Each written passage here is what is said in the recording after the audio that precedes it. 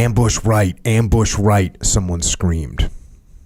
From the high bush on my right, the sound of blank fire erupted in a deafening roar. The ambush was on. Simultaneously, all the men in the platoon dropped to the ground and returned fire into the tall grass. "Grenade! Grenade!" another voice shouted out. To my immediate left, just to the side of the point man, a grenade simulator exploded. First one, then another, booming in my ears with stunning effect.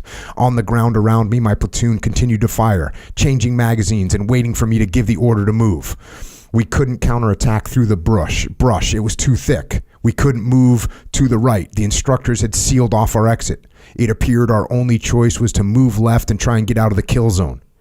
In my mind, I knew that was the textbook answer, but I had a better idea.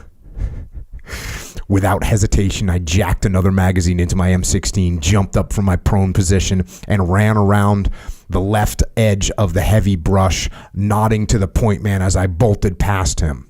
I would flank the instructors, circle around the bushes, come up from behind them, and counter ambush them myself. This was going to be awesome. Like a man possessed, I charged past the row of bushes, jumped over a few small boulders, and found myself unopposed on the high ground behind the instructors. Flipping my selector switch to full auto, I pulled the trigger and raked the bodies of the 7 men lying behind the high brush. I moved forward, continuing to fire as I methodically shot each man with blank ammunition. We had won. "What the hell are you doing, Mr. Mack?" Instructor Faculty yelled, jumping up from the ground. "Killing the bad guys," was my quick and proud retort.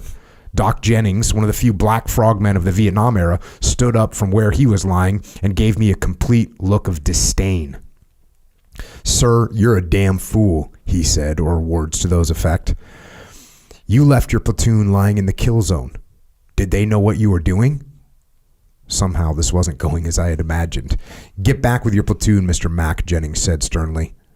I thought the worst of my ass chewing was over. Surely the platoon would appreciate my quick thinking. They would understand what I was trying to do. I had defeated the instructors. That must count for something. "Sir, what the hell were you thinking?" Varner said, echoing the words of Faculty. "We had no idea where you went," LeBlanc piped in. I quickly tried to explain. "Look, guys, I saw an opportunity to flank the enemy and save the platoon. I reacted." "Well, sir, that's just fine, but we had no clue what you were doing or where you were going." Marshal Lubin had swung around to join in the conversation. "Yeah, man, I thought you were running away from the firefight." No, come on, guys. I was trying to save the platoon." "Sir, with all due respect," Varner said, a little less caustic now, "your job was to get us out of the kill zone, to communicate your intent so we could all move together and survive." I just nodded. I knew they were right. Jim Varner's words stayed with me for the rest of my career.